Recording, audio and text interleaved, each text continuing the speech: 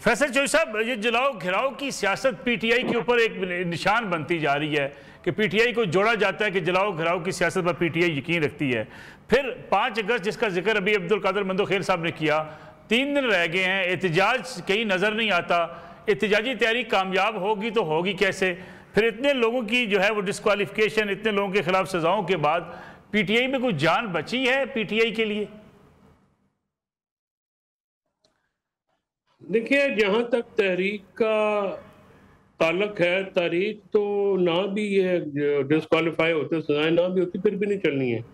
उसकी वजह यह है कि इस लीडरशिप के साथ देखते ना कि उमर अयूब और सलमान राजा जो है वो उनके ऊपर ये कहा था कि उन्होंने लाइमल देना है, वो तहरीक तहफ़्फ़ुज़ आईन पाकिस्तान पे डाल रहे हैं और खुद वो बरिल जमा हो रहे हैं, खुद वो भाग रहे हैं अपने जिम्मेदारी से। जो जनरल सेक्रेटरी है, आज तक उसने एक मीटिंग नहीं बुलाई और फिर वो झूठ पे झूठ बोल रहे हैं कि इमरान खान साहब ने कहा पे आपकी ना मुलाकात हुई है, ना किसी ने आपको ये कहा। आप महमूद खान चौधरी साहब एक सीट के पॉलिटिशियन है, बिल्कुल वो सीनियर है, वाजिबुल एहतराम है, लेकिन वो कोई सियासी शख्सियत तो नहीं है ना जी जो पंजाब और केपी से तो बंदे निकालें। इवन वो बलूचिस्तान में भी जो वो पॉलिटिक्स करते हैं, वो पूरे बलूचिस्तान को रिप्रेजेंट नहीं करते, सिर्फ पख्तून एक एलिमेंट थोड़ा सा है जिसको वो बहुत सारे दूसरे पख्तून लीडर के साथ वो भी करते हैं। तो ये आप उनके जो तहरीक तहफ़्फ़ुज़ आईन पाकिस्तान है, उनके किसी भी बंदे से पूछ लें कि भैया आपने तहरीक चलानी है, तो वो आपको कहेंगे जी हम नहीं चलाएंगे, क्योंकि उनके ऊपर से जिम्मेदारी नहीं डाली गई। तो बाकी जो बात है कि पीटीआई में जान नमक, बाकी इनकी ये जो क़यादत है, देखिए जो मौजूदा क़यादत है, ये तो पीटीआई का सबसे बड़ा जो इस वक्त प्रॉब्लम है वो क़यादत का फुकदान। यानी पीटीआई देखिए मलिक साहब के पार्टी में लड़ाई है, अपोजिशन के साथ उनकी लड़ाई है, पार्लियामेंट में जितनी पार्लिमानी पार्टियां उनसे उनकी लड़ाई है, हुकूमत, एस्टैब्लिशमेंट, फौज, पुलिस, ब्यूरोक्रेसी, जुडिशरी, सबके साथ लड़ाई है। अब एक पॉलिटिकल पार्टी इतनी लड़ाइयां तो नहीं लड़ सकती। लेकिन चौधरी साहब, इमरान खान साहब ने कहा मैं जेल से बैठ के 5 अगस्त वाली तहरीक की क़यादत करूंगा। ये फिर इमरान खान साहब को इस बात का अंदाजा नहीं है कि वो जेल से कैसे क़यादत कर सकते हैं? आप कहते हैं पार्टी 5 अगस्त को कुछ भी नहीं करेगी।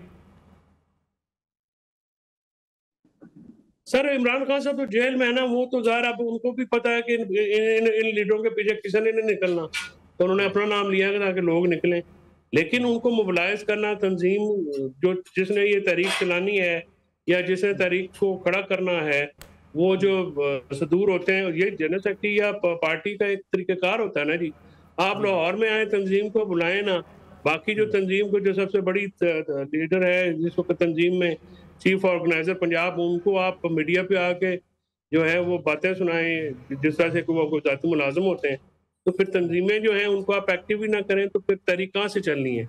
यही तो मैं कह रहा हूँ कि ना इनकी कोई सियासी हिकमत अमली है, ना कोई कानूनी हिकमत अमली है, और इन लोगों ने जो है वो तबाह कर दिया है। इमरान खान साहब को जेल में भी की जो सहूलतें हैं उनके भी जिम्मेदार ये हैं, और ये कराना ही नहीं चाहते। ये तो किसी किस्म का कोई काम नहीं करना चाहते, ये महज ओहदों से चिमटे रहना चाहते हैं।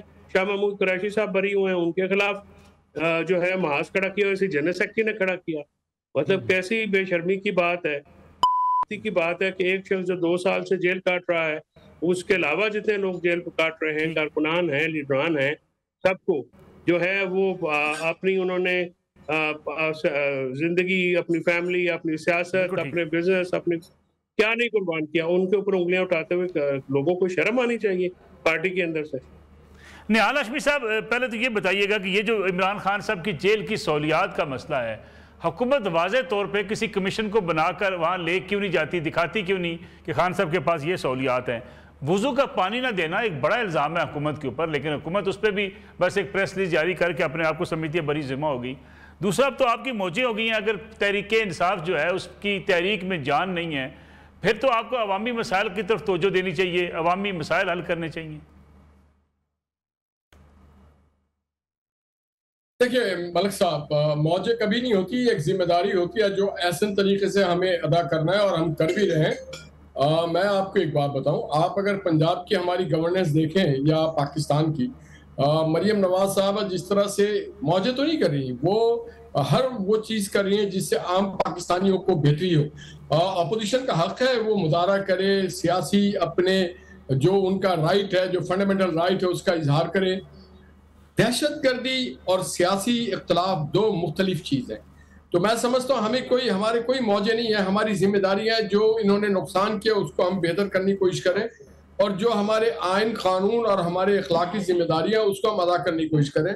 आपने देखा होगा कि गुज़िश्ता 1.25 साल के अंदर जिस तरह से पाकिस्तान के एक्सटर्नल इमेज को बिल्ड किया गया, पाकिस्तान की इकोनॉमी को बेहतर करने की कोशिश की गई है, पार्लिमानी रिवायत को हमने बरकरार रखने की कोशिश की है, और जो लोकली जो हमारे मुल्क के अंदर इंफ्रास्ट्रक्चर डेवलपमेंट है उसको हमने बेहतर किया, खा वो नौजवानों को लैपटॉप देना हो, खा वो हेल्थ का सेक्टर हो, खा एजुकेशन का सेक्टर हो, खा वो प्रोविंशियल हारमोनी को बरकरार रखना हो, हम उन सारी चीजों में तवज्जो दे रहे हैं। हमारे पास इतना फालतू टाइम नहीं है। हमें लोगों ने इसलिए वोट दिया है कि हम लोगों को डिलीवर करें, हमें इसलिए वोट नहीं दिया गया कि हम कोई इंतकाम की सियासत करें या हम किसी को नुकसान पहुंचाने की सियासत करें या तोड़ फोड़ की सियासत करें या गाली गलौज की सियासत करें।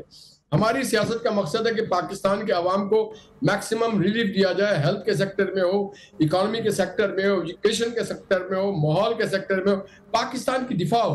पहली बार ऐसा हुआ है कि आज पूरी दुनिया बरमला शहबाज साहब की लीडरशिप के अंदर और आसिम मुनीर साहब की क़यादत के अंदर ये बात कर रही है कि पाकिस्तान एक वाकई जो नवाज शरीफ ने पाकिस्तान को न्यूक्लियर पावर बना के नाकाबिल तस्खीर किला बना दिया था वो आज साबित हो रहा है। तो आज हम बड़े आराम से अपने मुल्क में बगैर फिक्र के हम रह रहे हैं। आज दुनिया को ये पैगाम चला गया है कि अगर पाकिस्तान में आप सरमायाकारी करते हैं तो पाकिस्तान में सरमायाकारी आपकी महफूज है, इसके दिफा इसके महफूज है। और ये जो लीडरशिप है वो कोई भड़क मारने वाली लीडरशिप नहीं, एक संजीदा लीडरशिप है जो पाकिस्तान के मसाइल को संजीदगी से हल करना चाहते हैं। लेकिन खान साहब को सहूलियात भी दे देना जी, नियाज़ हाशमी साहब पानी दें वजू करने के लिए। नहीं, ये तो एक इल्जाम है। उनके पास पानी वजू करने के लिए क्या, वो जितना चाहे नहाते रहे, सुबह शाम नहाए, उनके लॉन के लिए भी पानी दिया गया है, हर चीज मैसर। ये छोटी छोटी पेटी इशूज है जिसको एक आप इल्जाम लगाने की बात कर रहे होते हैं। ये इल्जाम और इल्जाम है। अब खान साहब एक कन्विक्टेड कैदी हैं। मैं समझता हूँ जो कन्विक्टेड कैदी होता है उसको ये सहूलतें नहीं मिलती है जो कुछ खान साहब को मिला हुआ है। मगर उसके बावजूद भी अगर कोई कमी बेशी है तो मैं अपनी पार्टी से, अपनी गवर्नमेंट से मैं समझता हूँ कि मैं आपके तवज्जुह से दरख्वास्त करूंगा। हम मशरिक के रहने वाले लोग हैं, रेवादारी के पासदार हैं। मोहम्मद नवाज शरीफ साहब ने हमें इंतकाम नहीं सिखाया। हम समझते हैं कि आपके प्रोग्राम के तवज्जुह से खान साहब को इंशाल्लाह, नसरुल्लाह मलिक साहब, वो सारी सहूलतें मिल जाएंगी जिस चीज़ का वो डिमांड कर रहे हैं। पानी की टैंकर भी मिलेगी, पानी भी मिलेगा, नमाज पढ़ने की जगह भी मिलेगी, जानमाज भी मिलेगा, हर वो चीज़ मिलेगा जो उनको ज़रूरत हो। मुंतखिल साहब, सियासत में जो नफरतें हैं इसको कम कैसे किया जा सकता है? दूसरी तरफ अगर हम देखें, मैं ज़रूर चाहूँगा KP के हवाले से भी बातचीत की जाए। अली मीर गंडापुर साहब ने एक बयान दिया, अगरचे उसके बाद उन्होंने तरदीद की कि हिंदुस्तान ने मेरे बयान को तोड़ मोड़ कर पेश किया है, लेकिन एक रिस्पॉन्सिबिलिटी एक किसी चीफ एग्जीक्यूटिव की ऑफ द प्रोविंस क्या ऐसी होनी चाहिए कि हम अपने इदारों के हवाले से ऐसे बयान दे दें? अब FATF में वही इंडिया बयान लेकर चला गया। अभी अली मीर गंडापुर साहब कहते हैं जिसको तोड़ मोड़ कर पेश किया गया, गलत उसको जो है रंग दिया गया। लेकिन रियासत के हवाले से, दहशतगर्दी के खिलाफ मौक़िफ़ के हवाले से हमारी सियासी जमातें क्यों लचक का मुजाहरा कर जाती हैं? देखिए, मेरे ख्याल में अली गंडापुर साहब ने ये बयान इस वजह से दिया है क्योंकि उनके ऊपर इल्ज़ाम था कि वो PTI से ताल्लुक़ नहीं है, वो किसी और का आदमी है। इस वजह से उसने ये बयान दिया होगा PTI के कारकुनों को बेवकूफ़ बनाने के लिए कि मैं आपके साथ हूँ और देखो मैं इनके ख़िलाफ़ बोल रहा हूँ। मेरे ख्याल में इसके अलावा मुझे और कोई मकसद नज़र नहीं आ रहा है। लेकिन अगर वो बयान तोड़ मरोड़ है तो वो जो उसने बात की उसकी फॉरेंसिक ऑडिट कराया जाए। आजकल तो जदीद टेक्नोलॉजी है, इसमें क्या मसला है, दूध का दूध पानी का पानी हो जाएगा। और गंडापुर साहब की साए तले या उनकी क़यादत के दौरान यहाँ जो लोग आए दिन जो फ़ौज को गालियाँ दे रहे, सोशल मीडिया पे दे रहे हैं, तो वो किस खाते में जाएंगी? एक तो उसने प्रेस कॉन्फ्रेंस की, वो एक जलेंगे। लेकिन सवाल जो आपका है कि इसको किस तरह कम किया जाए, इसको इस तरह से कम किया जाए कि या तो आप बहुत सारे लोग उनको तहरीक का नाम दे रहे। पहले तो मैं इस तहरीक की मुखालफत यूँ हूँ कि तहरीक है कहाँ, ये कौन से मुल्क में तहरीक है जिसका कोई क़यादत नहीं है। कभी वो शाह महमूद कुरैशी की बात कर रहे हैं, कभी वो इमरान खान जेल से अंदर तहरीक चलाएंगे, कभी वो कहते हैं इमरान खान के बच्चे आएंगे। वो बाबा बच्चे कैसे आएंगे? वो तो बरतानिया के नेशनल है, अगर आएंगे भी तो विजिट वीज़े पे आएंगे। ज़रा आप यूरोप में एहतजाज करके दिखाएं तो आपको पता चल जाएगा।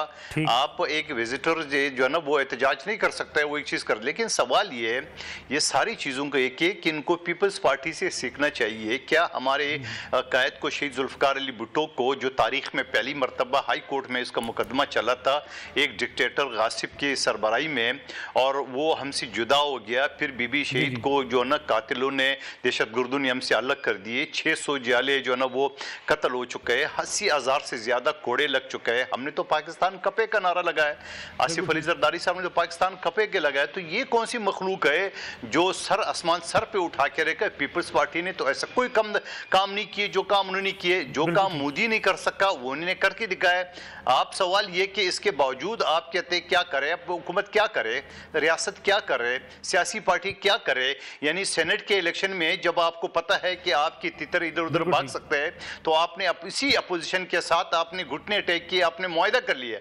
जब मुल्क की मुफाद की बात आती है, रियासत की बात आती है, अमन-ओ-अमान की बात आती है, मईशत की बात आती है, उस वक्त आप कहते नहीं जी हमने हुकूमत से बात नहीं करनी है। तो आप खुद सोचें।